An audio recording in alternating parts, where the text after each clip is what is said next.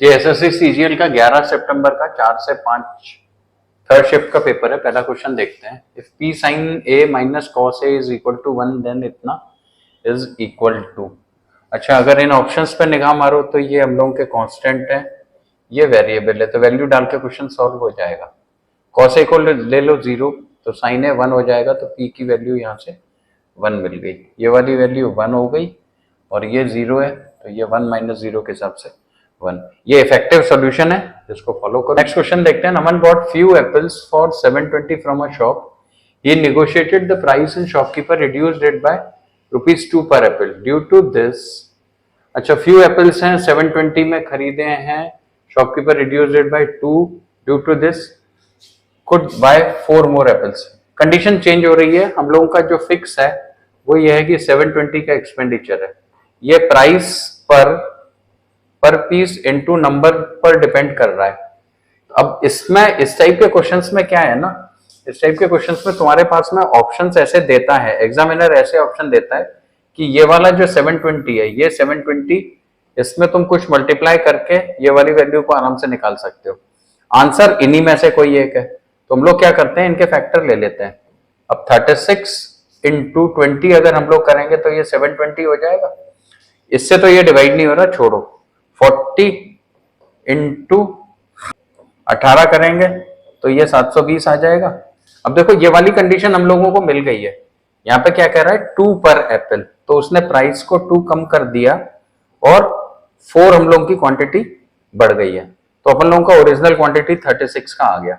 अच्छा, 48 से भी हम लोग देखते हैं, 48 इंटू 15 अगर करेंगे तो भी ये 720 हो रहा है। तो कंडीशन अगर ₹3 कम कर रहा होता और इसमें 4 की कंडीशन हम लोगों को और एक्स्ट्रा मिल जाती है, यानी कि 8 एक्स्ट्रा मिल जाते, तब ये वाला क्वेश्चन हम लोगों का इस तरीके से सॉल्व होता। इसको करने का यही बेस्ट प्रोसेस है, इसकी आदत डाल लो। नेक्स्ट क्वेश्चन है, what is the ratio of mean proportional of 1.21 and 0.09 with the mean proportional. अच्छा, इनके मीन निकालना है, यानी कि मल्टीप्लाई करके अंडर रूट करना है, तो ये 1.1 हो गया, ये 0.3 हो गया। इसका जो मीन निकलेगा ये कितना निकलेगा, 0.4 इंटू 0.6 निकलेगा। इसको काट लो तो ये 2 टाइम्स हो गया, तो हम लोगों को क्या रेशियो मिल गया, 11:8 मिल गया। नेक्स्ट क्वेश्चन है, Ram purchases a fan, he gets 8% discount. However, if he purchases 3 fans, he gets 6% on first, 10% on second, and 12% on third. If the price paid by Ram for 3 fans is 6,800, then what will be the mark price of each fan? Mark price of each fan हमने ये ले ली। 1, 2 and 3 को अगर हम लोग देखें तो यहाँ पे ये 6% का अपन लोगों को डिस्काउंट मिल रहा है, यानी कि ये हम लोगों का 94/100 हम लोग लिख सकते हैं, प्लस का, क्योंकि तीनों की कॉस्ट है तो ये तीनों की कॉस्ट आ जाएगी। 10% का मतलब 10 to 9 हो रहा है, 90 ले लो, 100 का बेस आ जाएगा। इसके बाद में फिर 12% है, तो 100 पर 88 मिल गया। अब इसका टोटल कर लेते हैं, तो ये टोटल हम लोगों का हो गया 272 अपॉन 100 ऑफ MRP। तो ये तीनों की MRP आ गई है ना, इसको 6800 के बराबर कर लो, तो MRP हम लोगों की क्या हो जाएगी, MRP हो जाएगी 6800 इंटू 100 अपॉन 270। चलो, एक कैलकुलेशन है सिंपल सी, ये 4 टाइम्स हो गया, ये 425 हो गया, तो हम लोग को 2500 की MRP मिल गई। सिंपल था, अलजेब्रा का यूज करके ये क्वेश्चन। Next question है, the tank is filled by 3 pipes with different uniform flow rates. While the first 2 pipes are operating simultaneously, they fill the tank in same duration that the third pipe takes to fill it alone. The second pipe can fill the tank in 5 hours quicker than the 4 hours slower than the third pipe. What is the time needed for first pipe to fill? देखो, ये SSC में पहले question पूछा जा चुका है, इसी type का क्वेश्चन सिमिलर है और ये थोड़ा सा लंबा क्वेश्चन है और इसमें हम लोगों की क्वाड्रेटिक बन रही थी, तो यहाँ पे भी ये क्वाड्रेटिक इक्वेशन ही बनने वाली है। ऑप्शन से भी देख के थोड़ा सा लंबा ही जाता है ये क्वेश्चन, तो क्वाड्रेटिक बना के इसको सॉल्व करेंगे। तो चलो फिर देखते हैं। तो फर्स्ट पाइप का अगर हम लोग ने x लिया फर्स्ट पाइप का, तो सेकंड वाला x-5 ये वाली कंडीशन के हिसाब से हो जाएगा। थर्ड वाले पाइप से सेकंड वाला पाइप 4 घंटा स्लोअर है, यानी कि थर्ड वाला पाइप x-9 हो जाएगा। अब ये सेम ड्यूरेशन वाली जहां तक बात आ रही है, तो इन दोनों का 1-1 मिनट का ले लेते हैं। तो ये 1 मिनट में इतना करेगा ये 1 मिनट में इतना डालेगा और इन दोनों का जितना कर रहा है वो थर्ड वाला 1 मिनट में ये कर रहा है। इसको अगर हम लोग फर्दर निकालें तो देखो ये हम लोगों को 1 is equal to x upon x minus 9 minus का x अपॉन x माइनस 5 बन रहा है। तो चलो फिर फटाक से क्वाड्रेटिक बना लेते हैं। तो ये हो जाएगी x square minus 9x minus का 5x प्लस का 45 is equal to x square minus 5x minus का एक्स स्क्वायर प्लस का 9x के बराबर हो जाएगा। इससे तो ये कैंसिल आउट हो रहा है, माइनस 5x से माइनस 5x उड़ गया, ज्यादा टाइम नहीं लगता है। और ये 9x का मतलब हम लोग का हो गया x square minus 18x plus का 45 इज इक्वल टू 0, यानी कि ये 15 और 3 आ गए x की वैल्यू हम लोगों की यहाँ से। अब 3 तो हो नहीं सकती है तो 15 आंसर हो जाएगा, तो 15 लगा देना।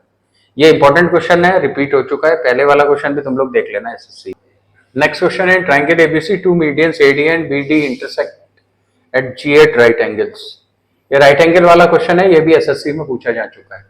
चलो बना लेते हैं। ये हम लोगों का एबीसी है और ये कह रहा है कि राइट एंगल से, ऐसे ही हल्का सा बना लेंगे, राइट एंगल जरूरी नहीं है कि राइट एंगल अपन लोगों को दिखाई दे। तो ये मीडियंस हो गई, इसको हम लोग 90 ले लेते हैं।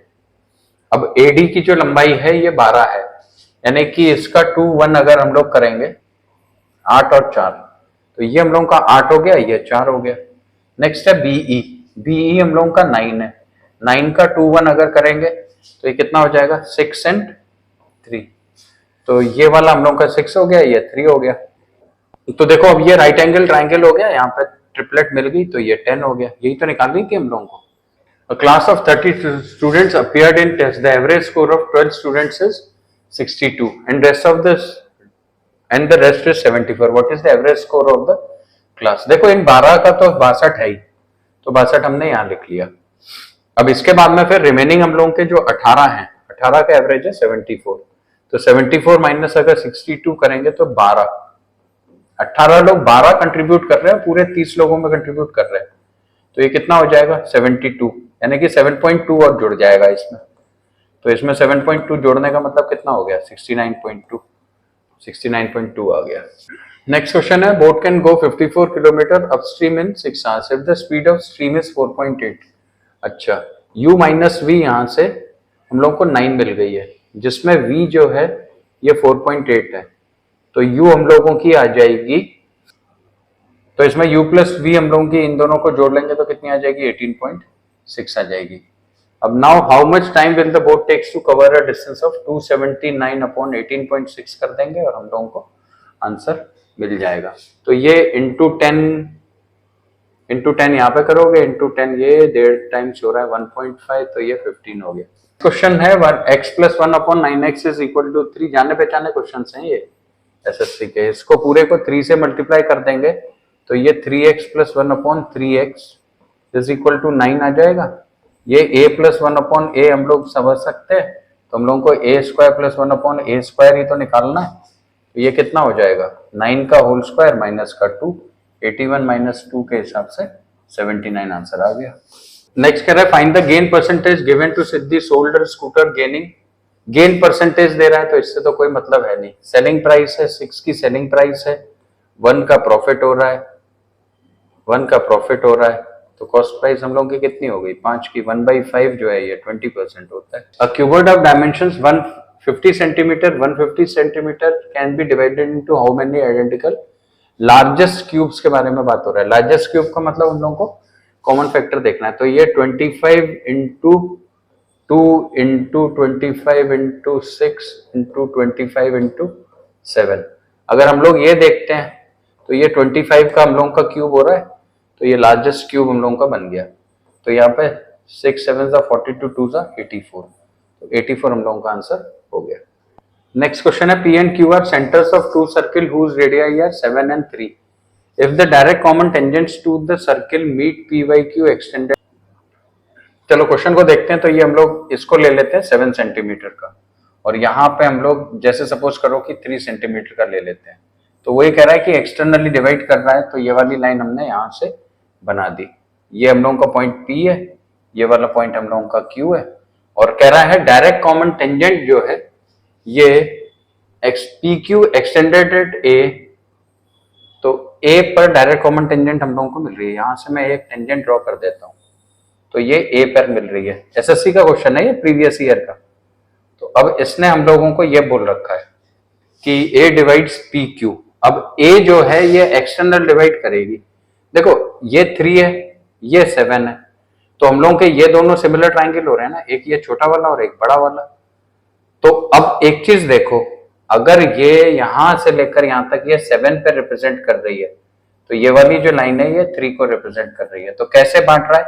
ये बांट रहा है एक्सटर्नली 7:3 के रेशियो में।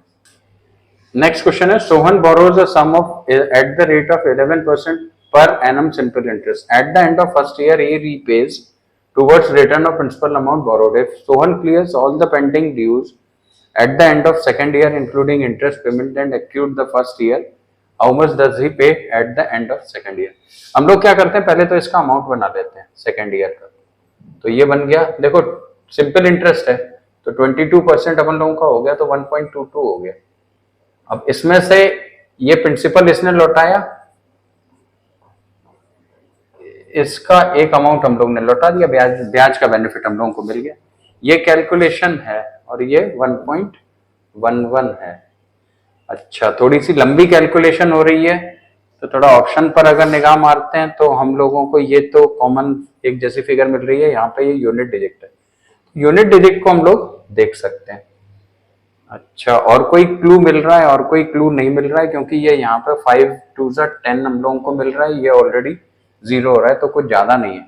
एक काम करते हैं, जब यूनिट डिजिट पे ही काम करना है तो हम लोग ना ये इतने कैलकुलेशन को कर लेते हैं, इतने से मिल जाएगा हम लोगों को जो हम लोगों का ऑब्जेक्टिव है। यूनिट डिजिट ही तो चाहिए, तो जब यूनिट डिजिट चाहिए तो फिर इसको कर लेते हैं, तो इसका डबल कर लेते हैं, सिंपल कर लेते हैं, बाद में डिवाइड कर लेंगे। तो ये हो गया 1090 1090 और 545। इसको ऐड करते हैं तो ये आ गया 4 + 1 5 + 1 6, इतना आ गया।